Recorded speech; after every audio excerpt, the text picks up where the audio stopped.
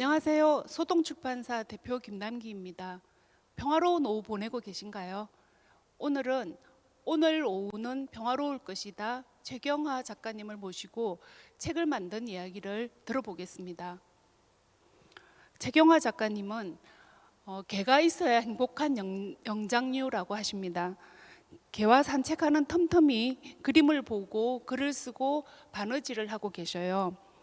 스페인 미술관 산책, 포르투갈 시간이 머무는 곳과 같은 책을 쓰셨고요. 그 스페인의 프라도 미술관, 세고비아 알카사르, 콜로니아 구엘의 오디오 가이드에 번역을 하셨습니다. 그리고 여러 미술책들을 우리말로 옮기셨고요. 지금 스페인어와 서양 미술사를 공부했고 현재 포르투갈 테주강 근처에서 살고 계십니다. 오늘은 최경화 작가님 이야기를 먼저 조금 들어보고 그 다음에 질문하고 답하고 하면서 북토크를 진행하겠습니다. 선생님. 네, 안녕하세요. 저는 오늘 오후는 평화로울 것이다. 노경과 여행하기 이번에 소동 출판사에서 낸 최경화입니다. 이렇게 북소리에서 만나 뵙게 돼서 반갑고요. 이렇게 자리 마련해 주셔서 감사합니다. 저희 이번에 내게 된 책은 이렇고 예쁜 강아지가 있죠. 저와 저희 짝과 저희 개 노경과 함께 여행을 한 여행기인데요. 제가 살고 있는 곳은 포르투갈의 리스본 근처입니다. 그래서 리스본의 떼주 강이라는 아주 큰 강이 있는데 그 근처에서 살고 있어요. 그래서 거기서 시작을 해서 북쪽으로 올라가서 스페인 지나고 프랑스 지나서 저희가 갈 때는 그 벨기에와 룩셈부르크를 거쳐서 프랑크푸르트에 도착을 했습니다. 그래서 저희의 목적지는 프랑크푸르트였어요. 그래서 프랑크푸르트에 저희 짝꿍 포르투갈 사람인데요.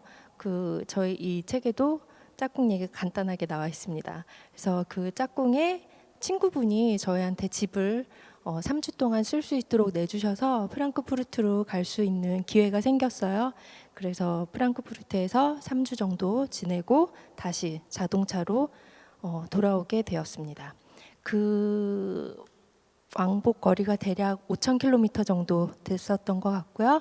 그리고 총 여행 기간은 집에서 출발해서부터 다시 집에서 돌아오는 것까지 37일 걸렸어요.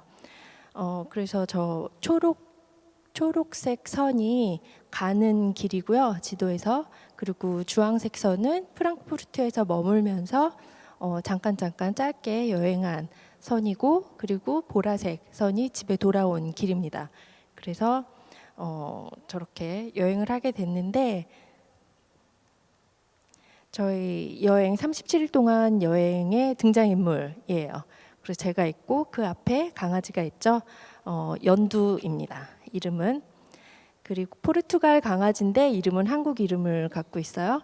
그리고 그 자동차 앞에 서 있는 사람이 저희 짝꿍. 저희 책에는 까라고 돼 있습니다. 애칭이에요. 원래 이름은 까를로스예요. 근데 길기 때문에 그냥 까라고 줄여서 부릅니다. 그리고 그 뒤에 차가 저희 5,000km 여행을 같이 해준 자동차인데요. 저게 상업용 밴이에요. 그래서 뒤에 짐 싣는 자리가 있는 그런 자동차인데 그 프랑크푸르트 근교에 저희 짝꿍의 동생이 삽니다. 그래서 짐을 좀 갖다 줄 게 많았어요. 그래서 그 자리에다가 거의 이삿짐 짐 싣듯이 짐 싣고 그렇게 다녀왔습니다. 그래서 저곳은 프랑크푸르트 근교의 그 짝꿍의 동생분 집 근처에서 찍은 거예요. 네, 저희 이 책의 주인공인 연두인데요. 연두는 제가 책에도 썼지만 포르투갈 보호소, 유기견 보호소에서 데리고 온 아이예요. 그래서 제가 포르투갈에서 살면서 아직 이렇게 아는 사람이 많지 않을 때 강아지를 입양을 하겠다고 결심을 하고 보호소를 찾아가서 입양을 해 왔습니다. 그래서 처음에 보이는 저 왼쪽 사진은 입양한 지 한 이틀 정도 됐을 때예요. 그래서 이틀 정도 지나서 아직 털이 정리가 안 돼 있죠. 그래서 처음에 시립보호소에 갔을 때는 너무 이렇게 털 상태도 안 좋고 엉켜 있고 그런 상태였지만 어쨌든 저는 뭐 상관없다고 생각하고 입양을 했고요.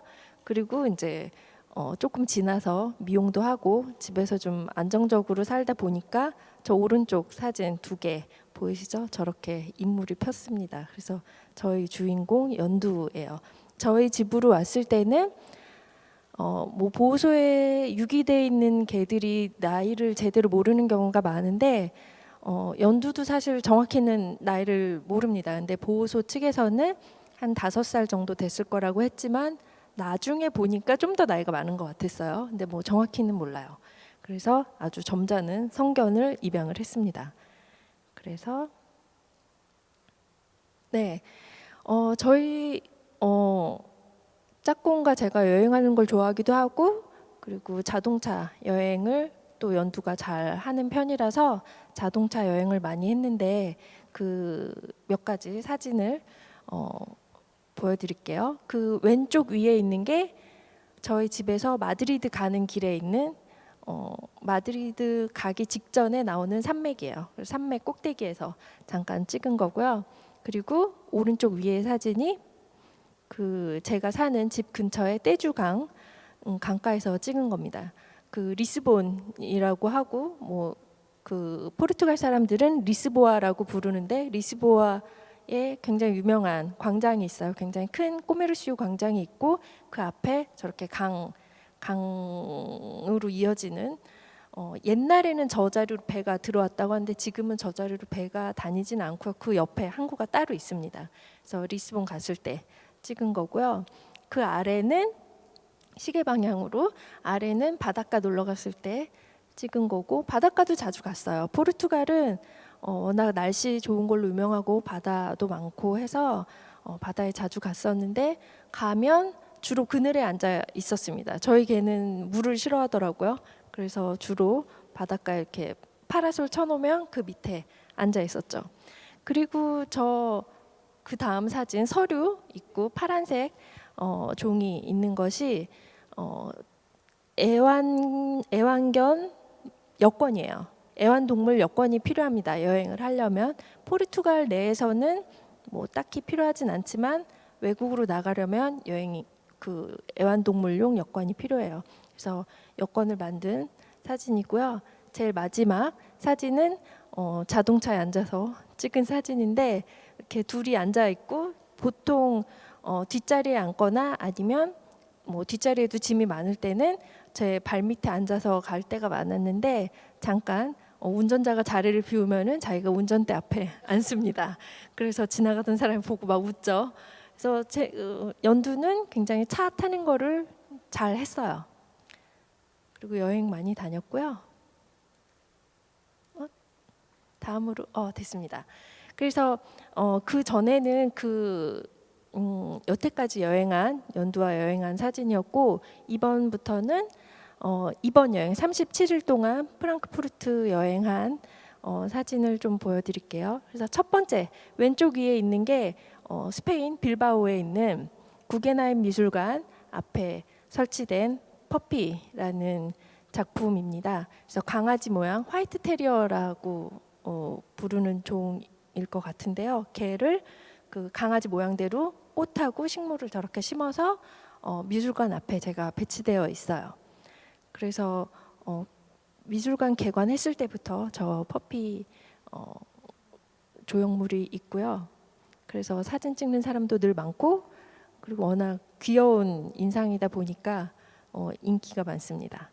그리고 저 뒤에 빌바오의 그 구겐하임 미술관 건물이 있는데 그건 사진엔 안 나왔어요. 그리고 그 오른쪽에 있는 게 프랑스 시골에 있는 어느 저택에 저희가 1박을 했었는데요. 프랑크푸르트까지 가는 길에 저택이 굉장히 컸고 저 사진이 건물이 다 나온 게 아니고 한 3분의 1 정도예요.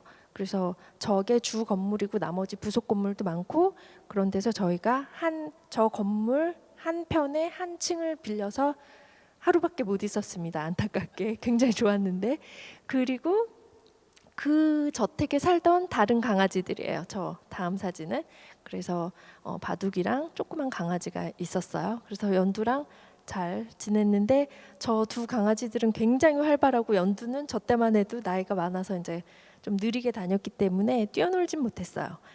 그리고 그 다음 사진은 랭스라고 저 랭스 시청 건물 앞에서 찍은 겁니다. 그래서 랭스는 프랑스의 랭스는 프랑스 왕들이 옛날에 대관식을 하던 대성당이 있는 걸로 유명한 곳이고 그 대성당이 고딕 양식 성당으로 유명하죠. 그래서 그 대성당 때문에도 관광객이 많고 그리고 샴페인 생산의 중심지예요. 샴페인 생산이야 그 지역에서 쫙 하지만 그게 다 모이고 판매가 되고 이러는 게 랭스인 것 같아요. 그래서 저기 관광객이 굉장히 많았어야 하는데 저희가 갔을 때는 코로나 때문에 사람이 아주 많지는 않았고 좀 한가한 편이었습니다. 그래서 저 랭스를 지나서 또 몇몇 나라를 지난 다음에 프랑크푸르트에 도착을 했어요. 그래서 프랑크푸르트에서 짐을 풀고 좀 휴식도 취하고 그리고 이제 프랑크푸르트 여행을 다니기 시작했죠. 그래서 저 첫 번째 사진은 프랑크푸르트 시청이 있는 광장에 있는 건물이고요. 그리고 그 프랑크푸르트에 있으면서 프랑크푸르트 안에 있는 미술관 같은 곳 다니기도 하고 그리고 프랑크푸르트에서 차로 갈 수 있는 가까운 여행지를 다녔는데 그 중에 하나가 저 옆에 있는 사진에 나오는 다름슈타트를 다녀왔습니다. 프랑크푸르트에서 굉장히 가까워요. 근데 저희 연두가 이제 책 제목에도 나와 있지만 노견과 여행하기잖아요. 그래서 나이가 좀 많고 좀 아픈 데도 있고 해서 긴 여행을 못했고 저 당일로 가는 여행은 굉장히 짧게 뭐 점심 무렵에 가서 뭐 오후에 간식 먹을 시간 정도에는 집에 돌아오는 식으로 짧게 다녔습니다. 그리고 그 밑에는 비르츠부르크 궁이죠. 저 굉장히 정원을 관리를 잘 해놨더라고요. 저기도 평소에는 관광객이 많았을 텐데 저 때는 굉장히 한가했어요. 그리고 프랑크푸르트 집에서 연두 저 사진을 보면 이제 조금 노견인 게 눈에 보이죠. 털도 조금 빠지고 마르기도 하고 노견 특유의 눈빛이 있어요. 그게 좀 보이지만 어쨌든 저 때까지는 잘 갔었고 그리고 동생네 집을 방문을 했습니다. 시동생이죠. 시동생 집을 방문하려면 강을 좀 지나야 되는데 꼭 서울에서 양평 가는 그 길처럼 강가를 따라서 가는 길이 있어요. 그래서 빠른 길로 안 가고 그 강가 따라서 쫙 가는 중에 차 안에서 찍은 사진이고요. 그래서 뭐 여행 잘 하는 게입니다. 그리고 그 오른쪽에 있는 건축물이 그 동생분 집 근처에 있는 그 빌름센 쿠박 재단인데요. 저 건물을 설계한 사람이 일본 건축가 안도 다다오예요. 그래서 그걸로도 유명하고 공원처럼 약간 야트막한 언덕 같은 곳에 미술관이 차려져 있는데 거기를 산책을 했었고 저희가 아까 그 차 앞에서 사진 찍은 장소도 저 재단 건물 근처입니다. 그리고 나서 그 밑에 있는 사진은 비딩엔이라는 저것도 프랑크푸르트에서 굉장히 가까운 곳이에요. 저기도 다녀왔고요. 그리고 나서 이제 집에 돌아오는 길, 이제 저희가 약속한 3주가 끝나고 집으로 돌아오는 길이었는데요. 돌아올 때 콜마르와 페르게라는 프랑스 도시를 지났고 그 다음에 스페인에서 히혼이라는 스페인 북쪽 해안에 있는 도시를 지나서 왔습니다. 그래서 저 때는 연두가 좀 많이 아팠어요. 그래서 긴 여행을 할 수 있을 것인가 집에 가는 길도 2,500km 정도 되니까 저희가 좀 걱정을 했었죠. 그래서 어쨌든 긴 여행을 하고 그리고 그 다음에 연두의 소식은 책에 나와 있습니다. 책을 보시면 될 것 같고, 그리고 연두는 그때도 여행 꽤 잘 했어요. 차도 잘 타고 제 말도 잘 듣고. 그리고 저희 이 책에 이 표지에 나와 있는 이 강아지 사진의 원본이 저렇게 옆으로 긴 강아지 그림인데요. 프란츠 마르크라는 독일 화가가 1911년 정도에 그린 그림인데 지금 현재 프랑크푸르트의 슈테델 미술관에 소장돼 있습니다. 그래서 슈테델 미술관을 제가 프랑크푸르트에서 몇 번 갔었는데요. 너무 가는 길도 좋고 미술관 컬렉션도 좋고 해서 여러 번 다녀왔는데 저 그림을 굉장히 오랫동안 쳐다보고 있었어요. 저 프란츠 마르크는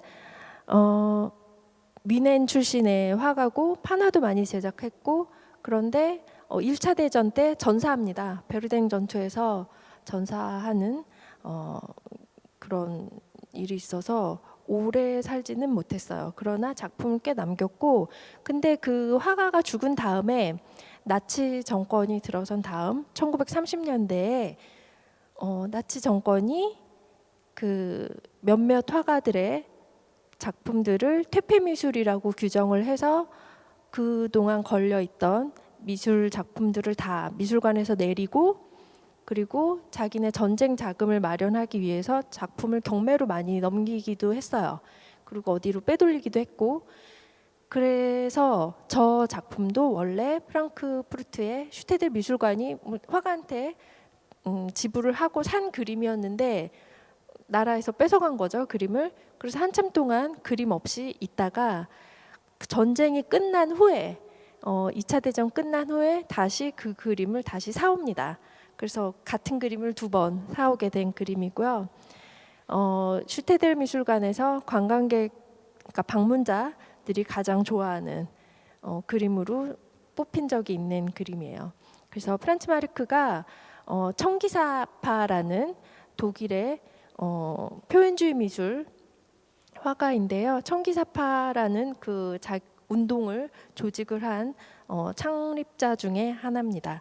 그래서 동물들이 사람보다 자연과 잘 어울려서 살아가는 방법을 아는 존재라고 생각했고 그래서 동물을 많이 그렸어요.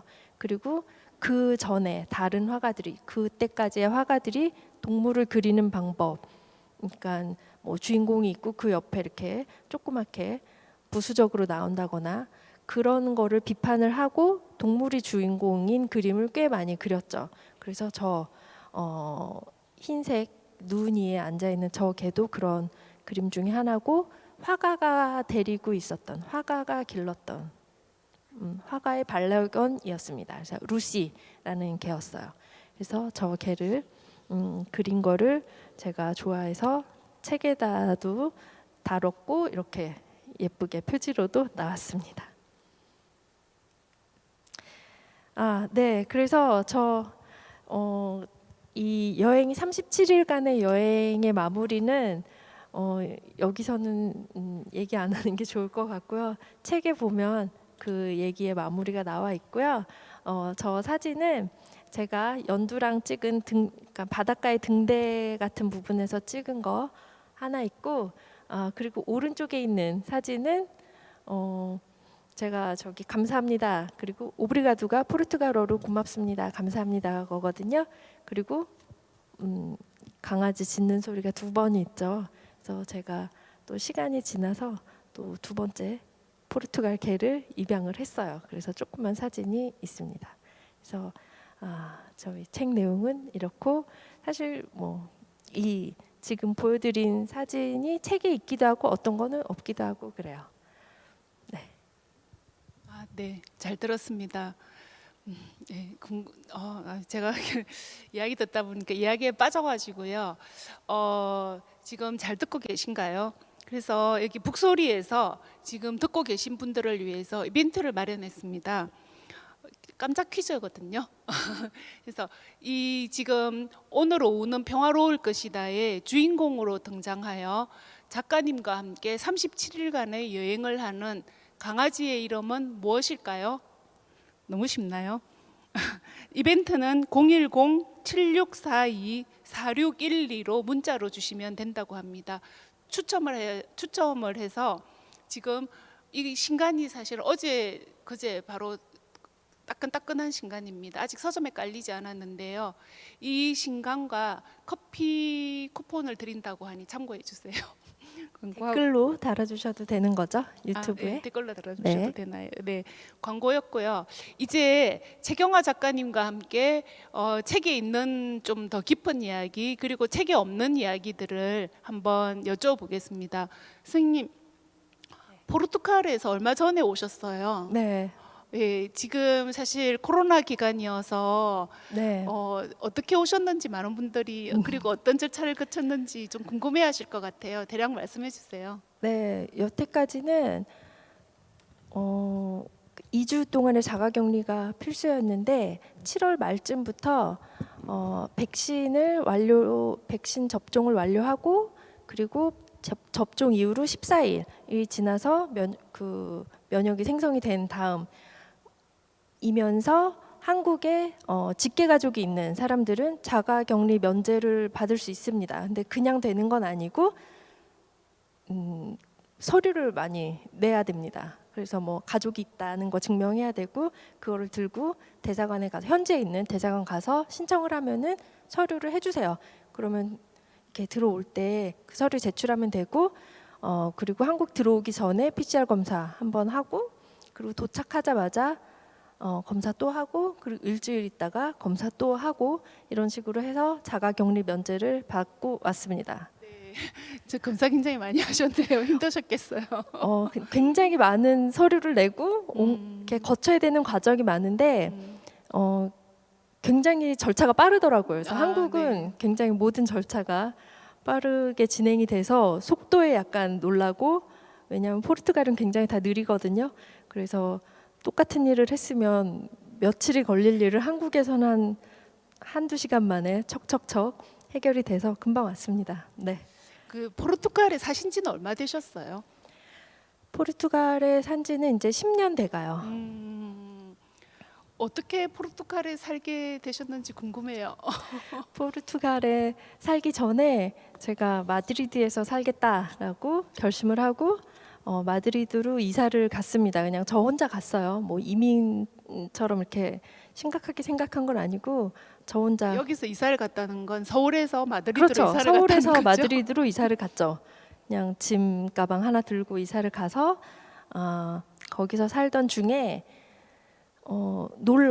포르투라는 포르투갈에 있는 도시에 갔다가 그때 저희 짝꿍을 만나서 그리고 이제 그로부터 한 대략 1년 뒤쯤에는 제가 포르투갈로 이사를 가게 됐죠.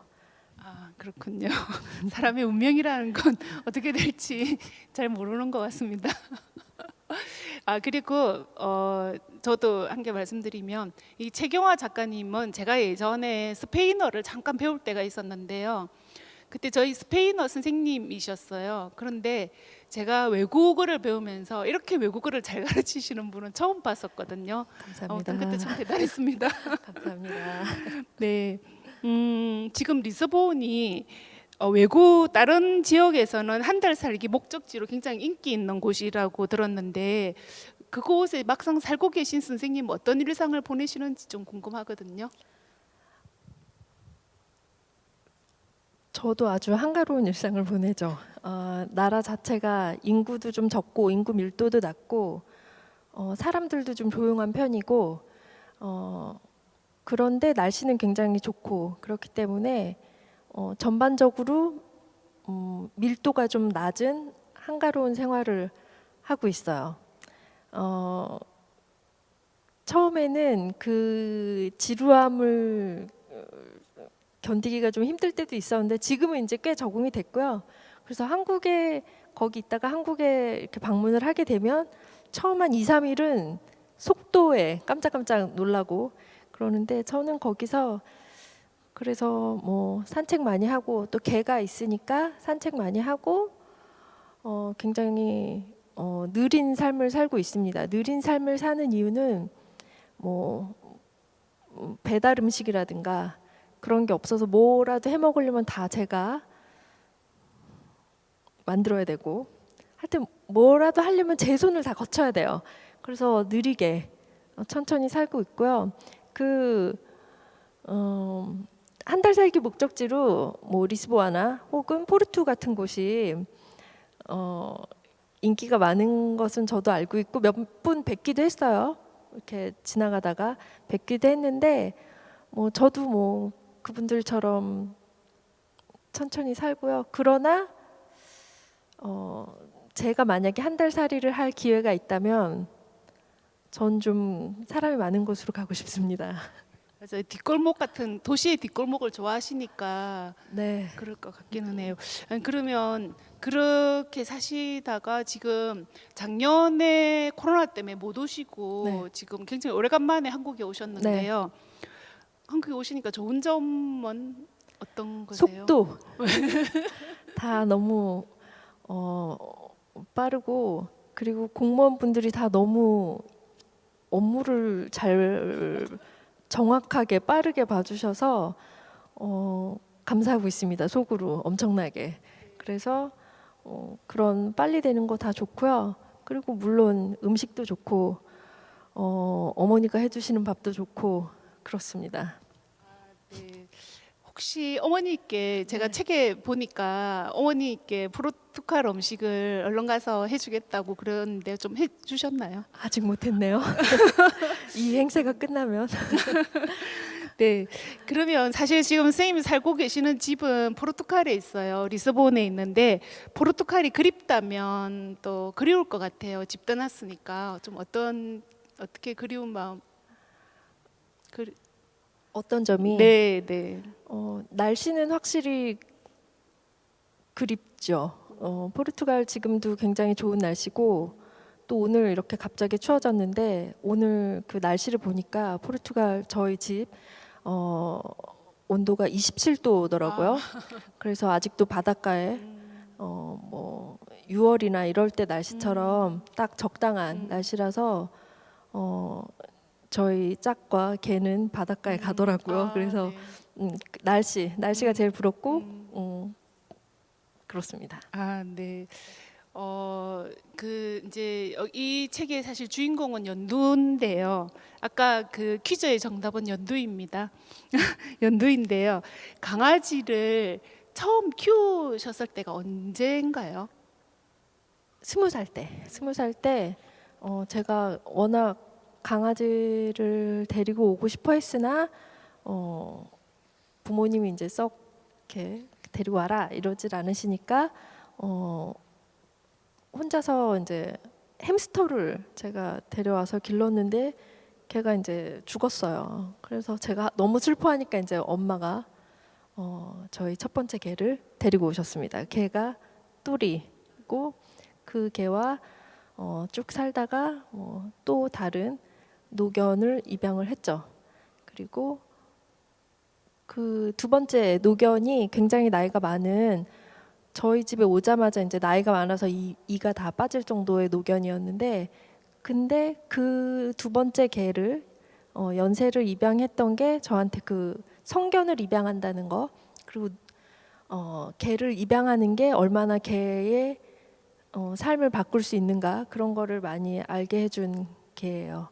그래서 그 이후로 연두를 입양할 때도 성견이지만 용기를 내서 입양을 하게 됐었죠. 네. 그 선생님 한때 그 인터넷에서 닉네임도 또리 누나였어요. 맞아요. 맞습니다. 그러네요. 네. 근데 이제 그 반려동물을 고양이를 좋아하는 사람들도 있고 또 강아지를 좋아하는 사람들도 있는데 아까 이제 그 처음에 소개하실 때 네. 강아지가 없으면 안 되는 영장류라고 네, 소개하셨어요. 네, 네. 강아지가 특별히 좋은 이유를 한번 여쭤보고 싶어요. 다른 동물보다요.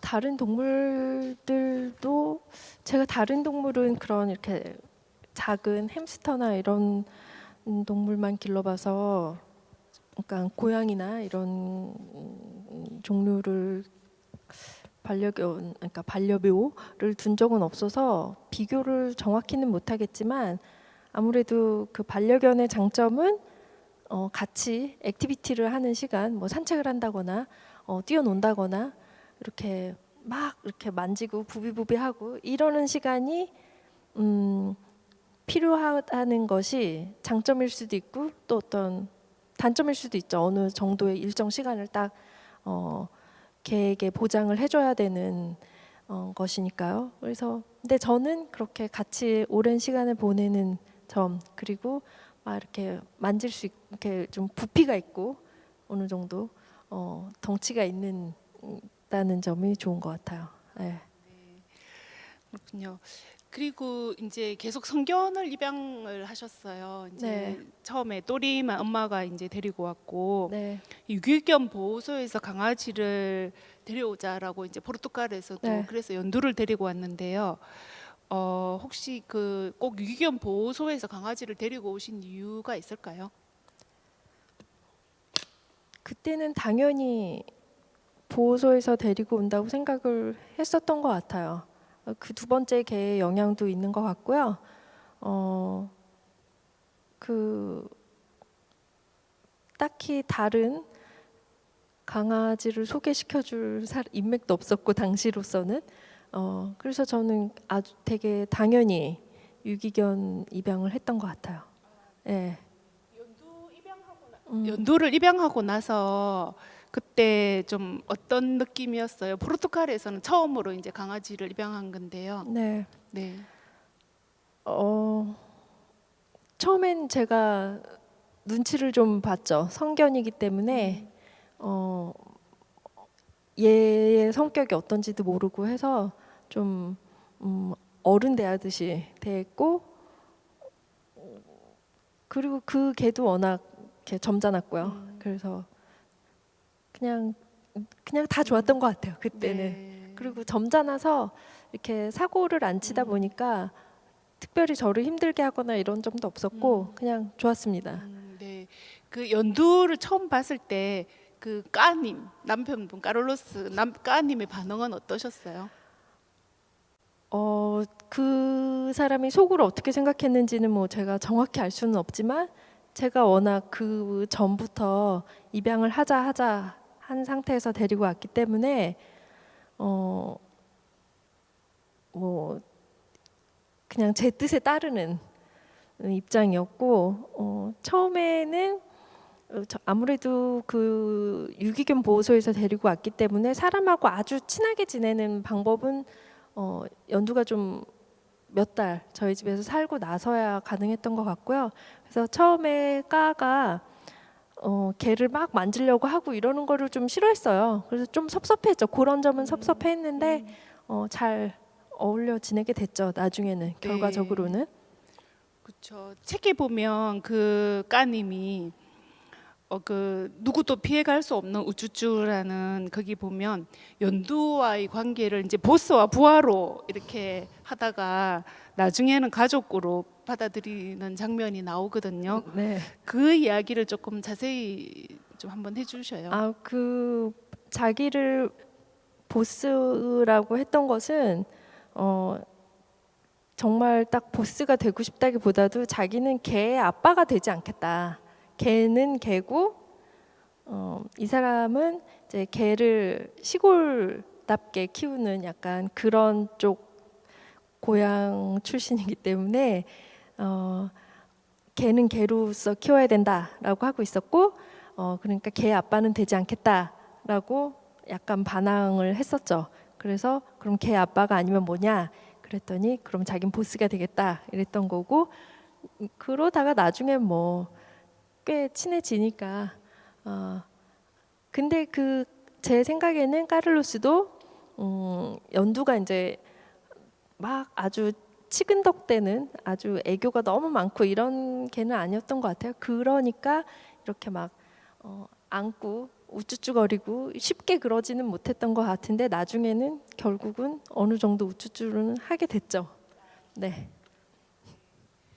그래서 저희가 사실 제목으로 이렇게 그 원래 후보 중에서 우리는 얼마나 닮을 수 있을까 네. 막 그런 이야기를 했는데 이제 네. 보면 그 이제 책 읽어 보면 나오기도 하겠지만 선생님 그 작가님하고 연두가 어떤 점에서 닮았는지 또 까님과는 또 어떻게 닮았는지 한번 이야기해 주세요. 저랑 연두는 그건 까도 마찬가지인 것 같고 셋 다 혼자서 잘 지냈던 것 같고 이렇게 셋이서 찰싹 붙어 있는 가족은 아니었고 어느 정도 떨어져서 지내다가 또 그냥 일정한 시간이 되면 어느 뭐 부엌 특히 그 공간이 부엌이었죠. 저희 집에서는 그렇게 만나고 이런 식의 약간 혼자 있는 시간이 좀 필요한 동물들인 것 같고요. 셋 다. 그리고 다 동물들인 것 같고. 그렇죠. 그리고 저와 연두의 공통점은 바다 수영을 좋아하지 않는다. 뭐 그 정도. 그리고 까와 연두의 공통점은 뭐 코가 크다 정도. 그 정도. 네. 네. 그리고 뭐, 이게 반려동물을 키우다 보면 이제 우리 인간들도 자꾸 그 내가 쟤랑 뭐가 닮았는가 찾게 되는 것 같아요. 그 책에 보면 유럽의 각 나라마다 네. 좀 반려동물을 대하는 분위기가 다른 것 같아요. 음. 그러니까 아까 그님 이야기 들어보면 저희도 어른들은 가는 마당에서 꼭 키워야 된다. 뭐 이러지만 또 지금 보면 어느 독일인가 가면 막 개를 개가 지나가 물도 주고 그러는데 한번 각 나라 유럽 각 나라에서 나라별로 반려동물 대하는 자세가 좀 차이가 있나요? 그 제가 뭐 여러 나라를 개와 함께 여행해 본 건 아니고 제가 이번 여행에 다닌 정도인데 그거는 각 나라의 사람을 대하는 방법하고도 꽤 비슷한 것 같아요. 포르투갈이나 스페인 같은 경우는 사람하고도 거리가 굉장히 가깝거든요. 서 있을 때 거리도 굉장히 가깝고 요즘 그것이 코로나 때문에 유지를 어떻게 하고 있는지 모르겠지만 굉장히 얘기도 아주 가까이 붙어서 하고 서로 많이 접촉을 하고 서로 손도 많이 잡고 뭐 여러 뽀뽀로 인사를 하는 등 이렇게 접촉이 많은 사람들이고 북쪽으로 갈수록 약간 얘기할 때도 좀 멀찌감치 떨어져서 얘기를 하고 이런 식의 거리가 딱 있는데 개를 대할 때의 자세도 그런 것 같았어요.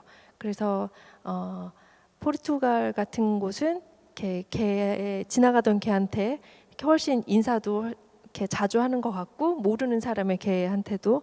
근데 제가 독일 가서 느낀 점은 개가 먼저 다가오지 않으면 아무도 저희 개한테 말을 시키지 않더라고요.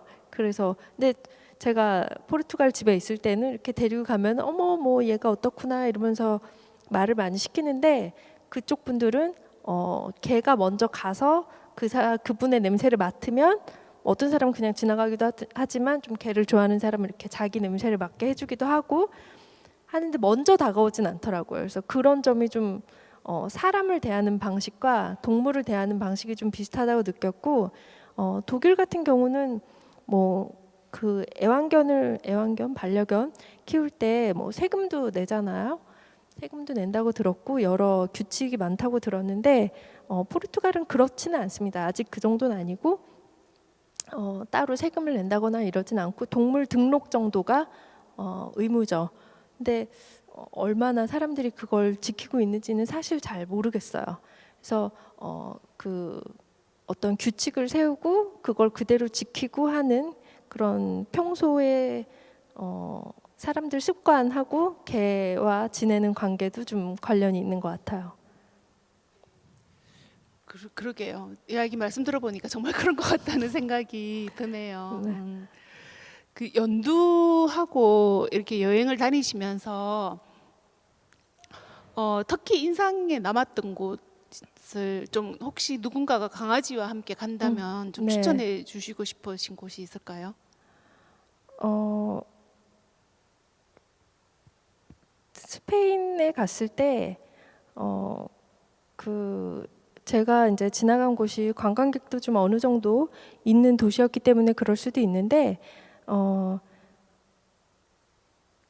개와 함께 식당이나 카페 같은 데 들어가면은 이렇게 부탁하지 않아도 물도 잘 갖다 주고 그리고 그 같이 온 사람의 반려견을 대하는 그 직원분들의 태도가 굉장히 자연스럽고 그냥 사람 애기 대하듯이 가깝게 대하는 태도가 느껴져서 그 점이 좋았고요.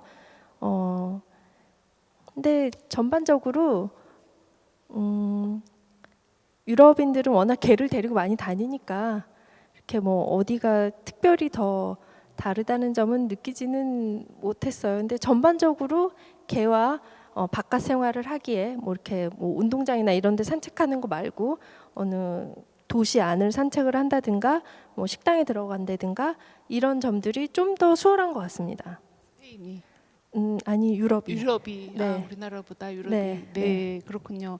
선생님이 보면 스페인도 아까 이제 서울에서 마드리드로 이사를 하셨다고 그러셨잖아요. 스페인의 특별히 매력을 가지셨기 때문에 그러셨을 것 같아요. 스페인에 뭐가 좋았는지 한번 말씀해 주세요. 제가 마드리드를 목적지로 처음에 택해서 이사를 한 이유는 제가 스페인어를 전공을 했기 때문도 있고 그리고 마드리드에 있는 미술관이 굉장히 좋아서입니다. 그리고 도시의 크기가 제가 좋아하는 크기예요. 서울보다는 작고 그러나 꽤 큰 도시죠. 그래서 필요한 거는 다 가까이에 있고 적당히 북적거리고 미술관이 좋은 게 많고 뭐 대중교통도 잘 돼 있고 이렇다는 점에서 좋아서 결심을 했어요. 그리고 워낙 외지인들이 많이 들어오는 도시이기 때문에 외지인들을 봤을 때 그 현지인들이 받아들이는 자세가 굉장히 자연스러워요. 그래서 그 점도 좋았고, 네. 그 프라도 미술관에 가면 예전에는 한국어 번역 그 해설이 없었거든요. 근데 제가 알기로는 선생님이 번역을 하셔가지고 이제는 한국어 번역도 있다고 그 오디오 가이드 들었거든요. 네, 뭐 제가 번역을 해서 있다기보다도 만들 때가 됐는데 제가 그것을 번역을 한 거죠. 네, 그래서 한국어 오디오 가이드가 지금 있습니다. 그래서 점점 더 많이 생겨야 되겠죠? 다른 미술관에도. 네, 저기 이제 그 지금 유튜브로 라이브로 하고 있는데 아까 제가 이제 너무 좋은 스페인어 선생님이었다고 하니까 질문이 들어온 게 있어요. 스페인어를 배우고 싶으시다고 하는데 혹시 좀 조언해 주시면 어떨까요? 스페인어를 배울 때 뭐 스페인어뿐만 아니라 그 영어를 제외한 그런 유럽권 언어가 제일 어려운 점이 동사 변화 같은 거를 외우는 것인데 그거는 그냥 외우는 수밖에 없는 것 같습니다. 이런 절망적인 대답을 드려서 죄송하지만 그냥 외우는 수밖에 없고 이렇게 누가 탁 옆에서 찌르면 탁 나올 정도로 줄줄줄 외워야 누군가와 대화를 할 때 머릿속에서 이게 굳이 1인칭 복수인가 3인칭 단수인가 이런 거를 생각하지 않고 나올 수 있는 정도로 외우는 게 제일 중요한 것 같고요. 근데 하다 보면 되는 거니까 관심을 갖고 꾸준히 하다 보면 어느 날 될 거라고 보고 스페인어는 그래도 한국 사람이 배우기에는 꽤 쉽다고 하면 안 되겠죠. 발음상 아주 어렵지는 않은 외국어 중에 하나라고 생각하기 때문에 뭐 또 그리고 워낙 사용하는 나라가 많고 하니까 그걸 생각하면서 하면 좋겠죠. 노래도 듣고 요즘 뭐 스페인 드라마도 많이 나오던데 스페인 넷플릭스 드라마도 같은 곳에. 많답니다. 네. 네, 깜짝 질문 지금 한 개 더 드릴게요. 아까 작가님이 연두와 함께 여행을 하잖아요. 3주간 그 여행을 하는데요. 그 여행의 종착지, 그 여행의 목적지는 어디였을까요? 네, 역시 이것도 010-7642-4612로 문자를 주시거나 댓글로 주셔도 된다고 합니다. 그리고 그 사이에 질문이 또 들어왔는데요. 강아지와 여행을 준비할 때 반려견 전용 식당, 숙소, 카페 등을 찾아보아야 하고 아무래도 제한이 많아서 힘들었는데 유럽에서 반려견과 여행하기는 어떤가, 유용시설은 어떤지 한번. 책에도 사실 이 내용들이 좀 많이 들어가 있긴 합니다. 네, 그 가장 쉬운 건 카페 같은 곳은 워낙 유럽은 바깥에 테이블을 놔둔 곳이 많기 때문에 그런 데는 전혀 제약이 없죠. 그리고 식당도 바깥에 테이블이 있는 곳은 전혀 문제가 없고 몇몇 곳은 안에도 데리고 갈 수 있는 곳이 있지만 그런 곳은 좀 드문 것 같아요. 근데 워낙 그 특히 이제 날씨가 좀 좋은 곳은 포르투갈, 스페인 이런 날씨가 좀 좋은 나라는 바깥에서 밥 먹고 차 마시는 분위기가 많으니까 그런 데서는 그렇게 어려운 것 같지는 않았고요. 그 저희가 여행할 때도 포르투갈에서보다 스페인과 프랑스, 독일에서가 더 쉬웠던 것 같아요. 개와 함께 어딘가를 들어가는 게. 그리고 숙소가 이렇게 찾다 보면 좀 옵션이 많이 줄게 되는데 그래도 유럽은 꽤 강아지와 들어갈 수 있는 숙소가 많은 것 같고 그리고 이제 그 숙소를 찾아보는 각종 웹사이트에 반려견 혹은 동물과 동반이 가능한가 아닌가의 옵션을 체크할 수가 있어요. 그러면은 동물과 함께 들어갈 수 있는 숙소의 리스트가 뜨니까 그렇게 해서 저는 갔었고요. 그리고 어떤 곳은 전화를 해서 그 외국어가 약간 가능해야 되겠지만 전화를 해서 우리가 사정이 이러이러해서 동물과 함께 간다 들어가도 되겠느냐 그러면은 가끔 허락해주기도 해요. 그런 것도 있습니다. 그래서 어떤 곳은 전혀 추가 비용이나 기타 등등 비용 없이 들어갈 수 있는 곳도 있고 어떤 곳은 혹시 개나 동물이 이렇게 시설을 망가뜨리거나 이럴 경우에 활용할 수 있는 보험을 들어와야 한다 이런 것도 있어요. 근데 대부분은 동반 가능하다 아니면 동반 불가능이다 이 정도로만 표시를 해놓고 추가 요금을 받지 않는 곳이 더 많은 것 같아요. 그래서 유럽은 꽤 잘 돼 있습니다. 네. 네, 그렇군요. 여기 이제 보면 연두도 나이가 든 개였고 지금 이제 많은 반려동물과 함께하는 이제 독자분들 중에서 아프거나 나이 든 개를 키우는 분들도 많거든요. 이제 그런 분들한테 혹시 좀 하시고 싶은 말씀 있으세요? 한마디 해주세요. 혼자가 아닙니다. 그래서 사실 그 이제 점점 동물들이 병원 신세를 져야 되고 진료비도 많이 들고 다니다 보면 그래서 사실은 제가 반려동물을 어떤 동물이건 간에 반려동물을 처음 입양하는 친구들한테 하는 얘기는 적금을 들어라 아니면 뭐 통장 개설 힘든 곳에 살면은 한 달에 얼마씩이라도 모아놔라 이렇게 얘기를 하죠. 동물 보험도 있지만 또 성견을 입양하는 경우엔 보험 가입 자체가 안 되는 경우도 있거든요. 그래서 나중에 들 병원비를 차곡차곡 모아놔라 그쵸, 이런 그쵸. 얘기는 제가 꼭 하고요. 그리고 이제 어린 개들이 주로 공원이든 산책길이건 이렇게 젊고 어린 개들이 많이 나와 있는데 사실 노견도 많죠. 다 태어나면 다 나이가 드니까. 근데 이제 나이가 든 개들은 바깥에서 오래 시간을 못 보내기 때문에 눈에 좀 덜 보인다고 생각하는데요. 그래도 어딘가에 노견을 반려하는 동지들이 많다는 것을 네. 알고 외로워하지 않으셨으면 좋겠고 힘든 점도 많이 같이 나눴으면 좋겠어요. 네, 알겠습니다. 선생님이 이제 지금 새로운 반려견을 그 이제 아까 그 사진에 보니까 그리고 인스타에 보면 나오는데 호두였나요? 호두. 두자 돌림 좋아하시는 것 같아요.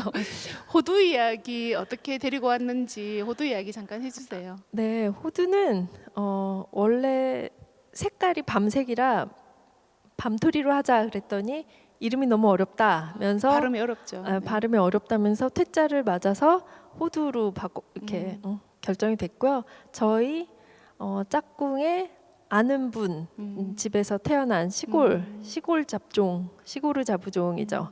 그래서 그 어떻게 이렇게 2달 반 정도 됐을 때 데리고 왔는데 저도 그 정도로 어린 강아지를 길러본 건 처음이에요. 네. 늘 나이가 어느 정도 있는 성견을 데려왔었기 때문에 그래서 초반엔 조금 고생을 했고요. 그러나 아주 발랄하게 잘 크고 있고 저희를 아주 즐겁게 해주고 있고 잘 지내고 있습니다. 그래서 모든 개가 성격이 다 다르구나.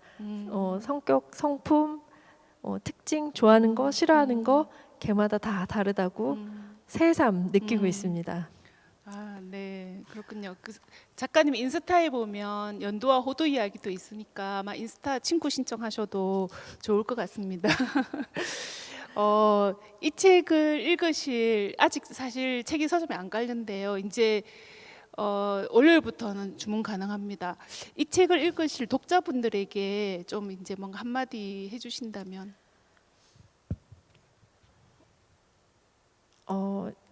제가 책을 쓸 때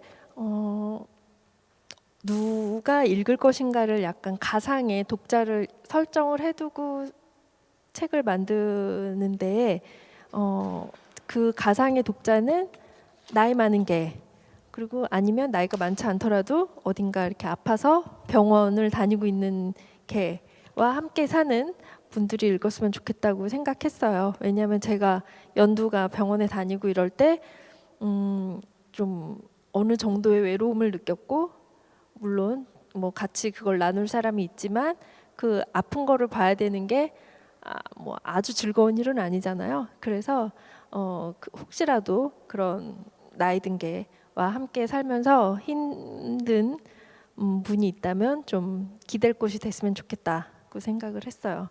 그리고 젊고 발랄한 개를 기르는 분들은 꼭 그 강아지, 그 개의 나이 든 모습을 다 누리는 행운을 꼭 즐기시길 바랍니다. 네, 너무 좋은 말씀이네요. 혹시 못다 좀 더 하시고 싶은 이야기가 있을까요? 아니요. 책에는 안 들어갔지만. 책은 아닙니다. 저 뭐 책 얘기 많이 해서 좋았고요. 다시 돌아보니까 또 새롭네요. 그래서 이런 자리 마련해 주셔서 감사합니다. 네, 감사합니다. 어떠셨나요? 강아지와 함께하면 아마 고양이도 마찬가지이겠지만은 아마 내일 오후도 평화롭지 않을까 하는 생각이 듭니다. 감사합니다. 감사합니다.